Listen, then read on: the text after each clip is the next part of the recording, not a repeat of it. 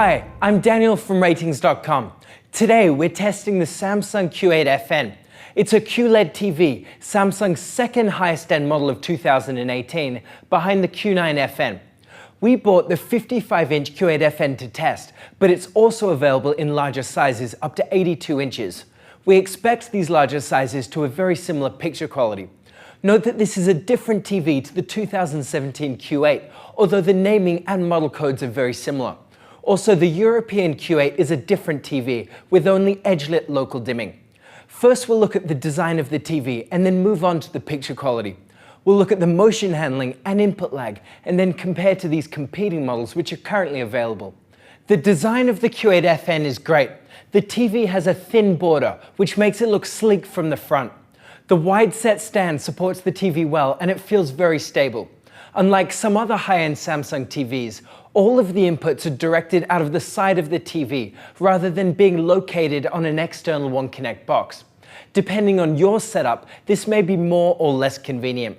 The rear of the TV has the same plastic finish as many other Samsung TVs. It looks good, and there are channels across the back which you can run cables through for a clean look. The cables can continue down through the stand, so are almost completely hidden. A single button for controls is located beneath the Samsung logo on the front of the TV. It allows basic functionality, such as powering the TV and changing the inputs. Looking at a thermal image of the TV, the screen has a relatively even heat distribution. This is due to the full array backlighting, so the LEDs are distributed behind the whole screen. Now we'll move on to the picture quality. We'll be comparing to currently available TVs, but competing models may change as new TVs are released throughout the year. For an updated comparison with new models as we buy and test them, see the review page on our website, which is linked below. The Q8FN has a high native contrast ratio, so blacks appear deep when viewed in the dark. This is in the same ballpark as other TVs with V8 panels, like the Sony X900F and the Vizio Quantum. This is great for dark scenes when watching movies in a home theater room, but it isn't quite as good as the perfect blacks of the OLED C8. The Q8FN has full array local dimming, which helps to further improve the dark scene performance. It has 40 zones and acts quite conservatively to reduce visible blooming. This means that blacks aren't as deep as some other TVs like the Q9FN, but small details in dark scenes are preserved well. Although it has a higher zone count than the X900F, the algorithm isn't as effective. It also isn't as good as the Vizio Quantum, which is able to produce deeper dark scenes.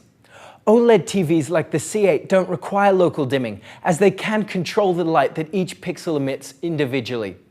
The Q8FN has bad viewing angles, so the color shift and contrast drops when viewed at an angle. This is similar to other V8 TVs, like the X900F and Vizio Quantum, which also have bad viewing angles.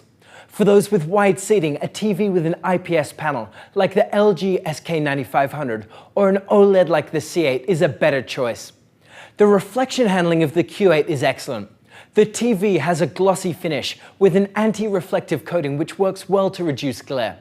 It is one of the most effective coatings we've tested, but it does produce a purple tint, which some people don't like.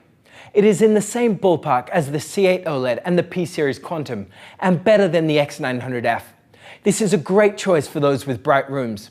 The peak brightness of the Q8FN is great. The TV can get the whole screen very bright at over 500 nits, which is great for bright rooms. Unfortunately, highlights in real content can't get as bright as other high-end TVs.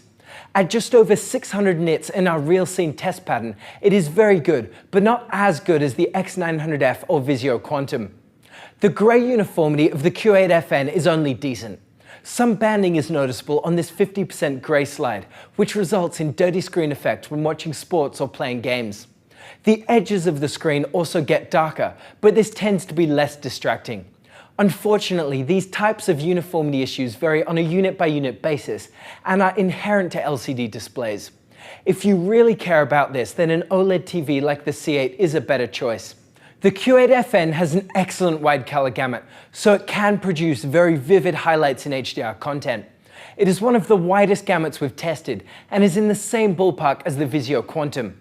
It is also able to display this wide range of colors in both dark and bright scenes, resulting in a large color volume. While the C8 can produce a wide range of colors, it can't produce them at high brightness levels, resulting in a smaller color volume. If you care about the most bright and saturated colors, then the Q8FN or the Vizio Quantum is the way to go. The Q8FN has an excellent fast response time, so very little blur is seen in fast-moving content like sports or video games. This has been improving for most TVs, so it is in the same ballpark as other high-end 2018 models like the X900F and P Quantum. The Q8FN has a high backlight flicker frequency of 480 Hz. This can be seen as small duplications following our logo, but very few people will notice this in normal content. The Q8FN is able to flicker the backlight at a lower frequency of 60 Hz through the LED clear motion option. Unlike 2017 models, this can now be used in game mode.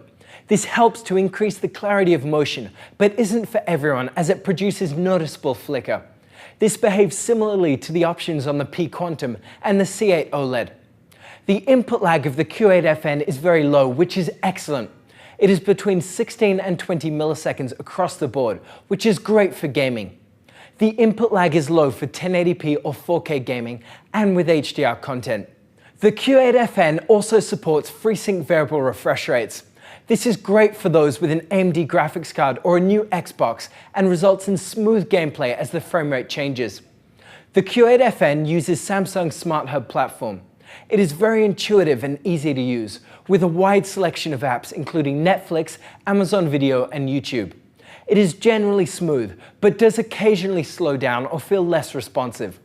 The remote is also simple and easy to use. It has a built-in microphone, so you can use the Bixby Voice assistant to search for content on the TV or to adjust settings. The sound of the Q8FN is about average for a TV. It can get decently loud, but isn't really enough for a noisy environment. It can produce some bass, but isn't as good as an external sound system. If you care about sound, then an external soundbar or speakers is a better choice. So overall, the Q8FN is a great TV. It has some neat gaming features including FreeSync support and low input lag interpolation. Depending on your use, some of these other TVs may be better picks though. The Sony X900F is a great TV, but it isn't quite as good as the Samsung. It has worse reflection handling, so those in bright rooms may experience more distracting glare. It also has higher input lag, which is a bit worse for gaming and doesn't support FreeSync. It does have better color accuracy out of the box though, and if you aren't gaming and your room doesn't get bright, then the performance is similar. The Vizio P-Series Quantum is their flagship of 2018.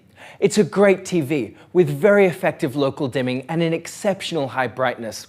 Overall, it is better than the Q8FN, but it lacks some gaming features like FreeSync and low input lag interpolation. The Q8FN is also better at displaying gradients. If these downsides don't bother you, then go with the Vizio. The LG C8 is a 2018 OLED TV with excellent performance. Due to the differences in technology, it has a few advantages over the Q8FN. The image remains accurate when viewed at an angle, which is great for those with wide seating, and blacks can get perfectly deep in dark scenes. It does have some downsides though, as there may be a risk of burn-in with static images, and the whole screen can't get as bright to combat glare. The Q9FN is the next level up in Samsung's lineup. It's a great TV with some advantages over the Q8FN. It has better local dimming, which helps to produce deep dark scenes and can also produce brighter highlights in HDR.